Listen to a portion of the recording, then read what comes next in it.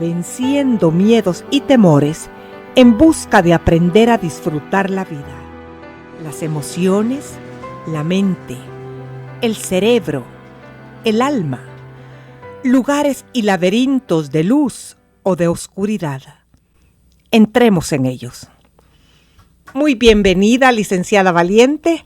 Qué alegría tenerte otra vez en los estudios.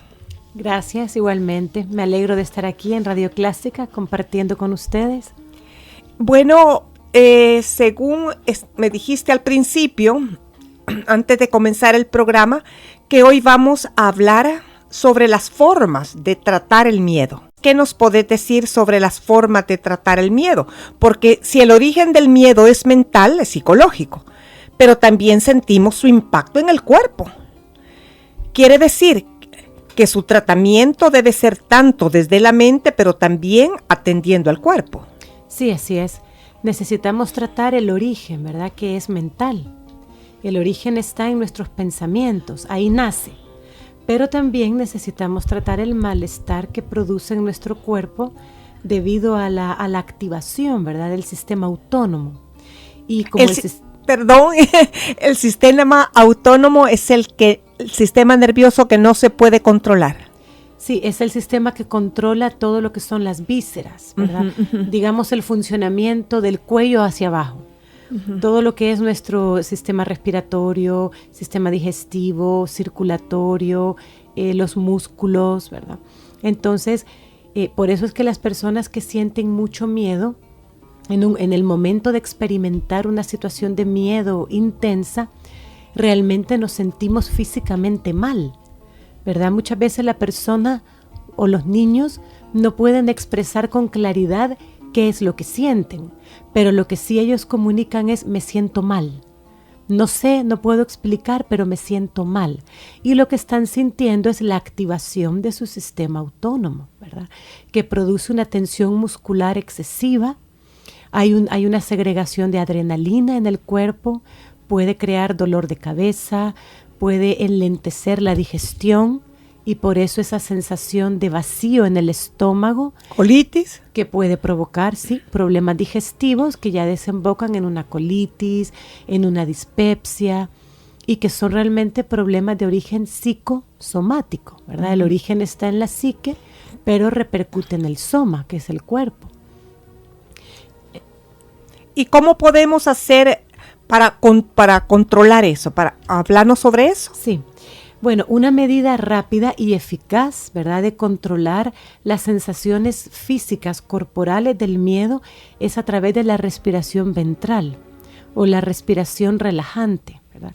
Es una forma de respirar lenta, muy diferente a la que nosotros hacemos cuando estamos ansiosos. Cuando nosotros estamos ansiosos o estamos pasando miedo, ¿verdad?, nuestra respiración se vuelve entrecortada. Es una respiración superficial que hacemos con el pecho y es un poco jadeante. ¿Qué es lo que consigue eso? Hiperventilarnos. Pero la persona lo que siente es que se está ahogando, que le falta el aire, con lo cual se pone más nerviosa, se asusta más, pero en realidad lo que tiene es exceso de aire en su cuerpo. Se está oxigenando demasiado porque está respirando demasiado rápido. Pero la persona no es consciente, ¿verdad? Pero automáticamente es la forma en la que empezamos a respirar cuando empezamos a tener miedo. Entonces, ¿qué tenemos que hacer? Empezar a respirar de la forma totalmente contraria a eso. Inspirar lentamente por la nariz, generalmente se hace por la nariz. Intentamos llevar ese aire al estómago, a la parte baja de los pulmones. O sea, diafragmáticamente. Exacto. O sea, es como se respira en el teatro, entonces. Exacto, es la respiración que se hace en el teatro, que hacen los cantantes, que hacen los deportistas. Esto es aprendido. Es aprendido, sí. Entonces, aprendemos a respirar de forma ventral, de forma diafragmática y a expulsar el aire también más lento, más despacio. Inhalar, sostener y expulsar. Exactamente. Entonces, esa forma de respirar en pocos minutos hace que nuestra parte tranquilizadora, ¿verdad?, del sistema autónomo, la parte parasimpática que le llamamos, esa parte entra en acción y nos calma, nos tranquiliza. Entonces me has dicho el autónomo y el parasimpático. Es que dentro del sistema autónomo está la rama simpática y la parasimpática, ¿verdad? Bueno. Digamos que la rama simpática es la que se activa, es la que se nos acelera, y es cuando sentimos toda esa carga de energía, de tensión que describimos como malestar, ¿verdad? Pero que puede ser positiva o negativa. ¿Ah? Puede ser positiva cuando está en una justa medida y sabemos que se está activando porque tenemos que enfrentar un desafío, una actividad nueva, vamos a enfrentarnos a algo desconocido, entonces tenemos como esa activación, ¿verdad? Sí, eso lo que dijimos en el programa que anterior. Es positiva, pero aquí estamos hablando cuando esta activación se vuelve negativa, cuando es casi todo el tiempo o frente a situaciones que no tendría por qué reaccionar así, pero he aprendido a sentirme así. Como que no tiene que ver mucho con el nombre del sistema ese nervioso simpático. No es muy simpática la reacción, ¿verdad? Sí. Entonces, la respiración pues es fundamental porque estamos trabajando en la parte del cuerpo, ¿verdad? Yo te quiero hacer una pregunta. Yo tengo una persona que yo admiro mucho. Es un talento este hombre. Sí. Pero siempre lo veía yo que dentro de los libros andaba una bolsa de papel. Ah, sí, sí. Ajá, entonces le digo, ¿y por qué? No me toques esa bolsa, me dijo una vez. Ajá. Él es un gran director de teatro, es español. Y entonces me dijo que esa bolsa la ocupaba él para respirar cuando se hiperventilaba. Exacto, tiene que ver con esto. Igual que hacemos la respiración lenta ventral, podemos, sobre todo en los casos de ataques de pánico, donde la hiperventilación es como un síntoma bien agudo, esa bolsa sirve porque respiramos dentro de ella y al respirar dentro de una bolsa aumentamos el nivel de dióxido de carbono y disminuimos el oxígeno. ¿Por qué? Porque en ese momento necesitamos reducir el exceso de oxígeno que tenemos dentro de las células del cuerpo. Por eso es que vamos a aumentar el dióxido de carbono y disminuir oxígeno para nivelarnos. Y cuando la persona hace eso, después de unos segundos, se nivela, ya se equilibra, ya dejó de estar hiperventilada. Eso que has dicho es bueno que lo hayas traído a colación, sí, porque es una forma de relajación también muy rápida, sobre todo en los ataques de pánico, ¿verdad? O sea que, porque yo he controlado, digamos, dolores de estómago, con respiración diafragmática. Exacto. Es que se usa para los dolores, se usa en los trabajos de parto, ¿verdad? Se usa en toda situación en la que el organismo va a estar expuesto a un esfuerzo. O sea que con una respiración aprendida diafragmática podés controlar muchísimas cosas. Así es, así es. Y luego pues tenemos la relajación muscular, ¿verdad? Hay mucha gente que practica la relajación muscular como una disciplina de vida. Claro, al principio necesitamos aprenderla, ¿verdad? Sentir la sensación de tensar y soltar los diferentes grupos de músculos, pero llega un momento en el que lo podemos hacer de forma mental.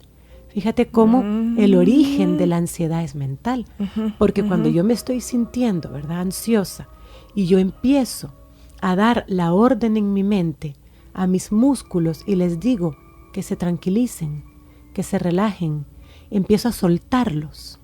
Realmente se produce. Pero esa es la aprendida relajación. La relajación muscular, ¿verdad? Es cuando estoy trabajando directamente con el soltar los músculos del cuerpo, aflojarlos. Y realmente cuando aprendemos a hacerlo, sentimos cómo la tensión de los músculos empieza a bajar, empieza a desaparecer, y cuando mi cuerpo se relaja, mi mente empieza a percibir que lo que hay fuera no es un peligro. Empiezo a percibir que lo que tengo que manejar es manejable. Ya no se me desborda la situación. Me enfoca, me ayuda a enfocarme correctamente. Y entonces, háblanos ahora de cómo tratar con los pensamientos que producen la ansiedad, porque tengo entonces que tratar esos pensamientos para que no lleguen al grado que hemos dicho. Así es. Ya que antes dijiste que el origen es mental y debemos entonces controlar la mente. Así Pero es. controlar la mente no es fácil. Requiere mucha autodisciplina. Pero cuando nosotros somos conscientes de esa necesidad, Eso. Es que cuando no conocemos las cosas que no conocemos angustian. sí, así es. Cuando uno no conoce sus miedos, solamente se siente miedoso y le dicen, es que tú sos miedosa, ya sos así. Pero como si no pudiera hacer nada, ¿verdad? Ajá, Al respecto, ajá, sí. Entonces, ¿cómo se puede ir aprendiendo a controlar la mente? Sí. Con este tema en concreto del que hablamos, en primer lugar tenemos que darnos cuenta que los pensamientos de miedo, el pensamiento ansioso, aparece de forma muy fuerte, ¿verdad? Es como un pensamiento que irrumpe en la mente, a veces es inconsciente y a veces es consciente. Por eso es que el hacernos preguntas a nosotros mismos nos va ayudando a hacerlo consciente, ¿verdad? A descubrirlo, porque es un pensamiento muy fuerte, muy intenso y es repetitivo. Entonces, claro, cuando nosotros sentimos, ¿verdad?, que estamos pensando algo con mucha intensidad, con mucha fuerza y que se me repite, tendemos a creer que ese pensamiento es verdad. Y los pensamientos no todos son reales, no todos son un reflejo de la verdad. Pero ¿cómo distingo? Entonces, yo me hago preguntas a mí mismo, ¿verdad? O a mí misma, de este tipo. ¿Qué estoy pensando en este momento que me hace sentir mal? ¿Qué está pasando por mi cabeza en este momento que me está haciendo sentir incómodo o me está haciendo sentir miedo? Entonces, generalmente cuando nos hacemos ese tipo de preguntas, poco a poco vamos a ir aprendiendo a descubrirlo. Y descubrimos muchas veces que lo que estoy pensando es absurdo. Y yo misma digo, no, esto no puede ser, ¿verdad? Esto no puede ser lo que me está causando el malestar porque en realidad es algo absurdo, no tiene sentido. Pero no lo desestimemos, ¿verdad? Porque el pensamiento generalmente es absurdo. El miedo generalmente es absurdo porque es desproporcionado. Entonces, cuando yo, digamos, puedo capturar este pensamiento, ¿verdad?, empiezo a razonarlo. La semana pasada hablábamos del criterio de objetividad, ¿verdad? Apuntábamos eso y rápidamente pues lo menciono y es el aprender a buscar evidencias, aprender a buscar pruebas, como si yo sometiera a juicio mis pensamientos. Y yo busco pruebas que me dicen que ese pensamiento es falso o verdadero. Entonces ese sería mi criterio de objetividad. Pero luego tenemos el de intensidad de la emoción. Fíjate aquí, ocurre un poco de lo que te decía antes, ¿verdad? Cuando yo siento algo muy fuerte, creo que es verdad.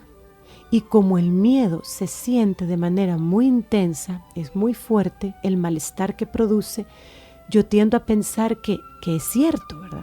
Lo que estoy pensando. Entonces, o lo que me está pasando. Déjame entender esto. O sea, si yo estoy bajo un estado de ansiedad o miedo, que yo creo que es lo mismo, ¿verdad? Tú me has dicho, lo mismo es ansiedad o miedo. Un pensamiento se me puede hacer real, creer yo que es real cuando estoy bajo ansiedad o miedo. Así es. El pensamiento que me está provocando, ¿verdad?, ese estado de miedo o de ansiedad, yo tiendo a pensar que es cierto. Y lo creo como verdad. No lo he cuestionado. Ese es el problema. Entonces el secreto está en cuestionarlo. Así es. Pero rebajando el miedo. Es que lo rebaja. Ajá. El cuestionarlo rebaja el miedo. E incluso lo puede hacer desaparecer. Entonces, cuando yo empiezo a darme cuenta que el que yo siento una emoción de manera muy intensa no significa que lo está produciendo sea verdad. Eso es lo que llamamos el criterio de intensidad de la emoción, porque una emoción sea muy intensa, muy fuerte, no quiere decir que lo que estoy pensando sea verdad, o que lo que yo creo que la provoca es verdad. Pero hay gente que los confunde. Así es. Hay gente que los confunde, pero ahí como que ya entraríamos en otra área, porque hay gente que tiene pensamientos repetitivos y piensa que se le van haciendo verdad, pero ahí ya va entrando otro componente que le dicen el TOC. Es que es un cuadro de ansiedad. O sea que el TOC es un cuadro de ansiedad. Es una forma. Para los que nos escuchan, el TOC es el decilo tú. Trastorno obsesivo compulsivo. O neurosis obsesiva compulsiva. Sí, anteriormente se le llamaba neurosis, ahora se consideran trastornos o desórdenes. O sea que la neurosis obsesiva compulsiva, pensamientos repetitivos, angustiados, la base es el miedo. Claro. La ansiedad. Así es. Sí, y quizás en los TOC es donde sufren esto de manera muy aguda, por el mismo hecho de que el pensamiento obsesivo es repetitivo, ¿verdad? Es constante, es como un disco rayado. Pero aprender a hacernos estas preguntas de ¿qué está pasando por mi cabeza? ¿Qué pruebas tengo para pensar esto? ¿Qué evidencias tengo de que sea verdad? Y luego el pasar a decirme a mí mismo que por muy fuerte que sea el miedo o el malestar que estoy sintiendo, no significa que lo provoca sea real.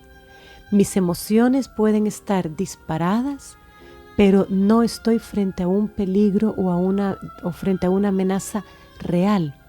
He aprendido a creérmelo, pero no es cierto, ¿verdad? Por ejemplo, algo que nos puede ilustrar esto. Alguien que va a hablar en público, ¿verdad? Y tiene miedo de hablar en público. Sí, perdona que te interrumpa, pero yo conozco a una persona que habla en público y ese es su oficio. Y a mí me confesó que él lo ha ido venciendo, sí. Pero él tiene miedo, su miedo más grande en la vida ha sido hablar en público. Y es un reto, es un desafío para él. Y que hay científicos que han descubierto en psicología y psiquiatría que hay gente que le tiene más miedo a hablar en público que a la muerte. Sí, ¿sabes por qué? Ajá. Porque las sensaciones que sienten es como si me voy a morir, ¿verdad? La reacción de su sistema autónomo cuando se activa su rama simpática. Ese simpático sí que está mal. El simpático, ¿verdad? Le está jugando una mala pasada tan intensa que la persona siente que se va a morir, que le va a dar un infarto, que me voy a asfixiar, que me voy a volver loco o que me va a reventar la cabeza, ¿verdad? Porque esto es insoportable.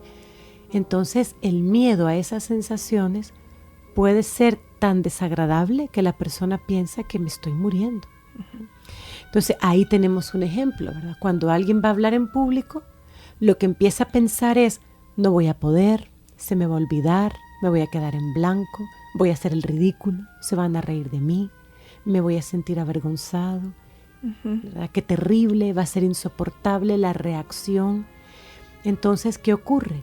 Que empieza a disparar su sistema autónomo y empieza a sentir todo esto que hemos dicho. Entonces me relajo, respiro profundo, pero no solo una vez, me imagino que es de forma constante. Un tiempo, darse un tiempo sobre respiración y pensar, atacar al pensamiento con algo contrario. Sí. No voy a hacer el ridículo, yo lo puedo hacer a medida que inhalo, exhalo, sí puedo, claro que puedo, es más, me van a admirar, inhalo, exhalo.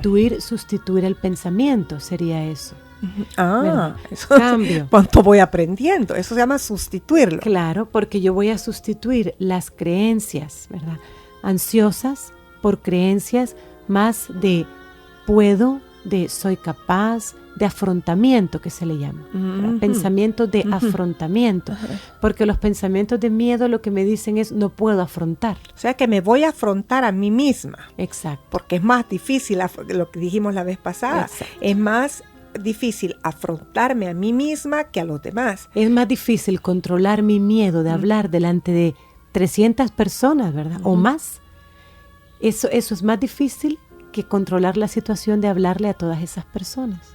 Entonces, controlarme a mí, dominarme a mí, se convierte en un reto mucho más difícil. Pero estos pensamientos de afrontamiento me van capacitando. Porque la persona se da cuenta que, aunque siento un gran miedo, no es cierto que voy a hacer el ridículo. No es cierto que se van a reír de mí o me voy a bloquear y me voy a quedar en blanco, ¿verdad? El hecho de que esté sintiendo todo esto no significa que yo no sea capaz, ¿verdad? No están directamente relacionados. Es parte de las emociones del miedo. Sí, pero muchas veces, a pesar de razonar todo eso, no lo podemos controlar. Yo lo veo así. Existe lo positivo y lo negativo. Sí. Y si tú sos una persona que cree en Dios, pues existe lo bueno y lo malo. Lo que está cerca de Dios, lo que no está cerca de Dios. Entonces yo digo, si un pensamiento me empieza a molestar, desde el momento que me empieza a molestar, es negativo. Así es. No viene de Dios. Llamémoslo yo creo en Dios, entonces yo lo voy a hablar a mi modo. Uh-huh. No viene de Dios, este pensamiento no viene de Dios, entonces no lo quiero. Así es. No lo quiero, que se va. Uh-huh. También eso es una forma de atacarlo, ¿no? Claro, eso es ir trabajando a nivel cognitivo, a nivel de los pensamientos. Ay, psicólogo. Y ahí está el origen, y ahí está entonces el tratamiento. Vamos al origen y ahí empiezo a tratarlo. Eso sería afrontarlo, ya sea con mis creencias de Dios y mi fe, con mi propia capacidad, con lo que la persona, respetando, ¿verdad?, su filosofía de vida, va tomando y manejando para poder afrontar. Y realmente, cuando aprendemos a manejar la ansiedad, nos vamos volviendo más prácticos, ¿verdad? Que sería lo que nosotros llamamos el criterio de objetividad. ¿Por qué? Porque aprendemos a ser prácticos en este sentido. Yo me digo a mí mismo, lo que estoy pensando, ¿me sirve para algo? El que va a hablar en público, si seguimos con ese ejemplo para ilustrar, se dice a sí mismo, ¿me sirve para algo pensar que me voy a bloquear? No me sirve para nada, ¿verdad? A corto plazo, no me sirve para nada. A medio plazo, tampoco me sirve para nada. Y a largo plazo, aún menos, porque quizá a largo plazo termino evitando totalmente toda situación de hablar en público. Entonces, siendo práctico con mis pensamientos, me digo, no me sirve para nada pensar esto. Son pensamientos inútiles. Como no me sirve para nada, es inútil, lo descarto. Lo voy a desechar. Pero ¿qué pasa? Porque ahí ya entraríamos para un programa especial, ¿verdad? En lo que hablamos anteriormente sobre el trastorno obsesivo compulsivo, porque hay personas que dicen, sí, yo sé que el pensamiento es negativo y me está haciendo daño, pero no lo puedo evitar. Pero puede aprender a no creerlo. Cuando una persona con un problema obsesivo compulsivo empieza a tratar con ello, es cierto que en un principio no va a poder evitar que estos pensamientos vengan, ¿verdad? Porque precisamente una característica de estos pensamientos es que son repetitivos, muy insistentes. Uh-huh. Pero la persona va aprendiendo a no creerlos.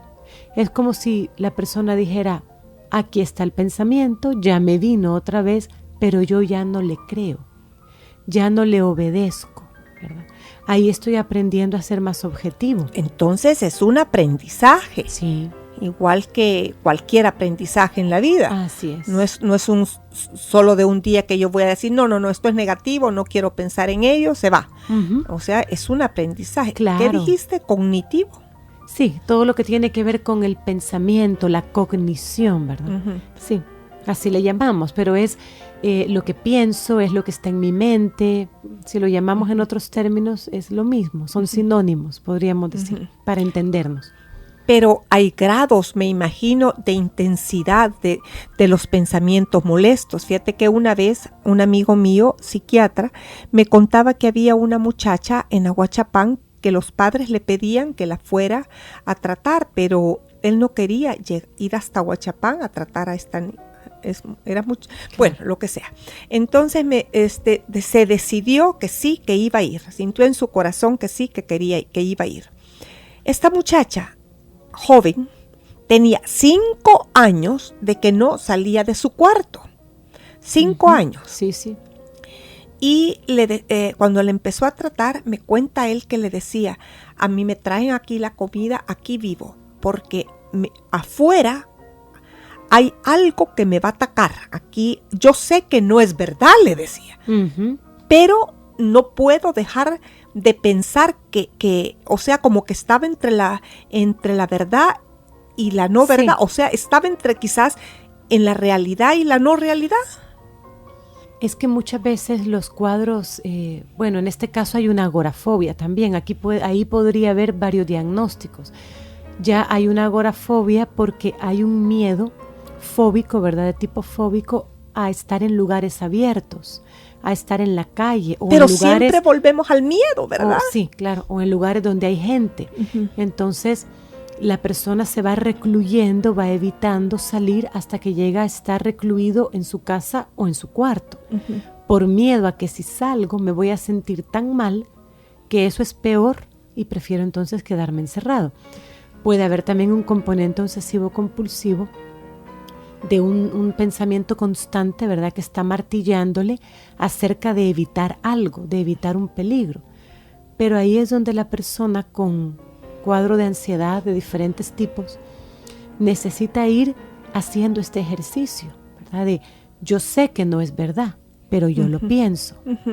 Ahora voy a permitirme que ese pensamiento esté en mi cabeza, pero yo ya no voy a obedecerle. Ya. Es algo molesto, pero es como una parte de mi cabeza, ¿verdad? Hay una parte de mi cabeza que me molesta, pero yo ya no le hago caso. Yo sé que no es cierto y empiezo a utilizar el afrontar, tanto a nivel de los pensamientos como a nivel de comportamientos concretos, ¿verdad?, que la persona va dando. Claro, cuando ya estamos en este punto, como el de esta persona, necesita la guía de un terapeuta, la ayuda de alguien para ir haciendo todo este afrontamiento, ¿verdad? Pero sí es posible. ¿Y algún medicamento?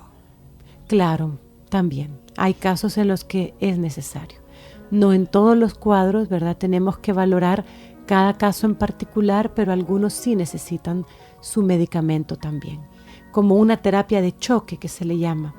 Necesitan la ayuda psiquiátrica, necesitan la psicoterapia, necesitan una red de apoyo que es la familia o amigos muy cercanos, y todos van creando una red para ayudar al paciente o ayudar a la persona. ¿Y por qué en nuestra cultura esas cosas son tabú? Porque si alguien padece de algo o de ansiedad o miedo, que en el fondo yo estoy dándome cuenta que la mayoría de las cosas en el fondo, en el punto vital es el miedo. El miedo pero es lo que más atrapa. Aún la familia, aún la gente, aún uno mismo no lo acepta. Porque yo converso con personas que viven en Europa, un amigo te dicen mi abogado, mi psiquiatra, y lo dicen con la normalidad. Yo creo que cada vez hay menos tabú. Cada vez hay menos idea distorsionada con respecto a la labor de los psiquiatras y de los psicólogos, porque cada vez hay más conocimiento, ¿verdad?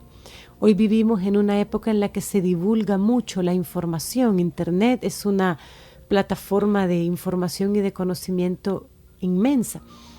Entonces, las personas hoy en día leen más, se informan más, se habla más, y eso, el conocimiento, el saber, va como desmoronando, ¿verdad? Echando abajo lo que antes eran mitos y tabúes muy fuertes. Aún puede haber cierta reserva, pero yo creo que cada vez es menor. Porque yo tengo una enciclopedia de psicología y de psiquiatría, pero pequeña. Tú me la regalaste hace muchos años, y entre las enfermedades psiquiátricas ponían la úlcera y la gastritis. Sí, entonces porque su origen. Pero su si origen tú le decís a mental. una persona que tiene gastritis que es una enfermedad psiquiátrica, se va a molestar y te va a decir, yo con una enfermedad psiquiátrica, no, jamás.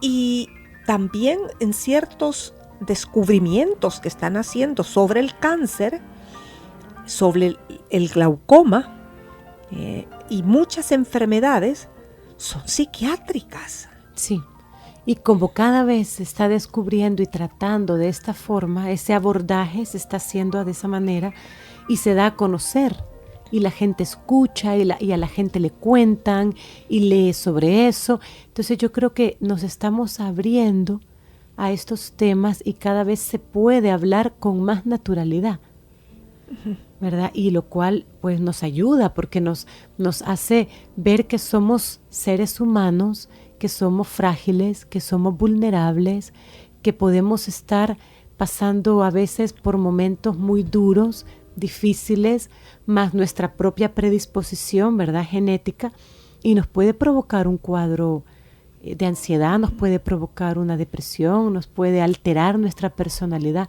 muchas cosas. Y creo que hoy en día esto se está viendo como algo que me puede pasar, ¿verdad? Ya no es el mito de, uy, estás loca, sino que la mente es muy complicada, las emociones es algo complejo y necesitamos aceptar que necesitamos a veces ayuda y guía para poder gobernar el alma, ¿verdad? La mente, las emociones, los sentimientos. Sí, porque como digo al principio, se puede volver la mente y las emociones un lugar de luz maravilloso o un lugar de oscuridad. Claro, así es. Sí. ¿Cómo crees tú que se podría hacer para que la gente entendiera en nuestra cultura que es necesario hablar más sobre estas cosas? Porque yo siento que estamos dirigidos por el cerebro y como que tú negaras que este barco tiene que ser manejado con el timón y querés empujar el barco en otra forma. Sí. Y la vida la tenemos que manejar con el cerebro, ahí están las emociones. Sí. Ahí está el alma, tu sentir. Sí. ¿Será que la gente, o será que siempre es el sentir la aprobación de los demás lo que nos hace ocultar nuestras deficiencias de sentimientos o nuestras deficiencias cerebrales, llamémoslas, o emocionales? Porque la gente no nos va a aceptar y estamos como disimulando siempre nuestras debilidades y además no aceptando las de los otros. Sí, claro, eso influye muchísimo, ¿verdad? Lo que nosotros pensamos que los demás esperan de nosotros y ante nosotros mismos. Una vez me comentaba una persona que hacía muchos años había buscado ayuda psicológica, pero no había continuado. Es decir, empezó y lo dejó. Y cuando ya habían pasado años y había madurado emocionalmente, ella me contaba que el enfrentarse a una persona a quien le tengo que contar mis debilidades o mis miedos, como mi desnudez psicológica, me tengo que desnudar psicológicamente delante de esa persona, a ella no le gustaba esa sensación, porque delante de ella misma, ella quería mantener una imagen de la ella, que yo me he construido de mí misma, y en este momento la voy a desmoronar delante de otra persona. Entonces, pero el guardar esa imagen es un sufrimiento. Claro, y a veces pasan años para que nos demos cuenta de esto. Y aceptamos que como seres humanos tenemos grandezas y debilidades, fortalezas y debilidades, y que reconocer una área de debilidad no me hace inferior, no me convierte en un ser rechazable, ¿verdad? Todo lo contrario. Quizá los demás necesitan de personas así para seguir el ejemplo y decir, pues a mí también me pasa eso. Y si a ti te pasa y entonces a mí también me puede pasar, quiere decir que solo somos humanos. Y fíjate que cuando una persona es transparente con ella misma y transparente con los demás, el ser humano lo percibe. Sí. O sea, cuando las personas estamos ocultando nuestros miedos y nuestras ansiedades, también los demás lo perciben. Claro. Y nosotros creemos que lo estamos ocultando. Es un autoengaño, ¿verdad? Realmente vivimos entonces autoengañándonos, pero es como una verdad que llega a saberse. Sí, así es. Pero yo creo que cuando la persona va entendiendo esto, que mi valía personal, ¿verdad?, está en lo que soy. Cada persona es valiosa por ser quien es.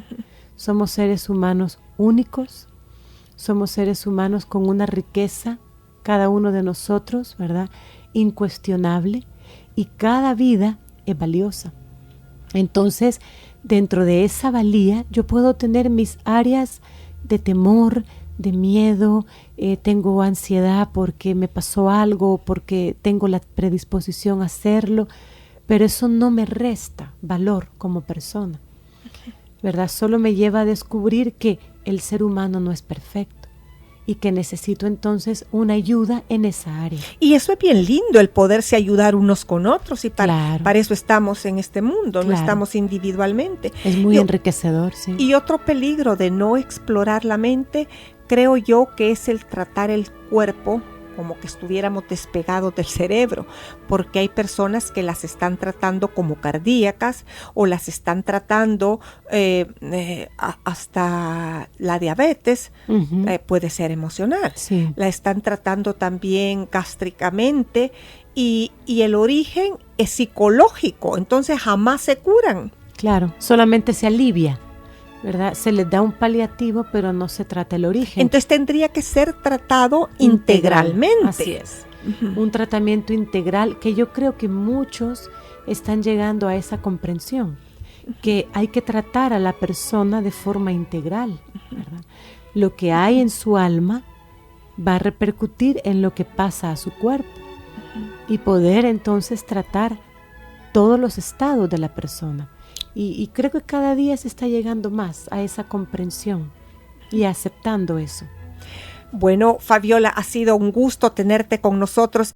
Te agradecemos mucho, y a todas las personas que nos están escuchando, les decimos: aprende a descubrir tus miedos y temores.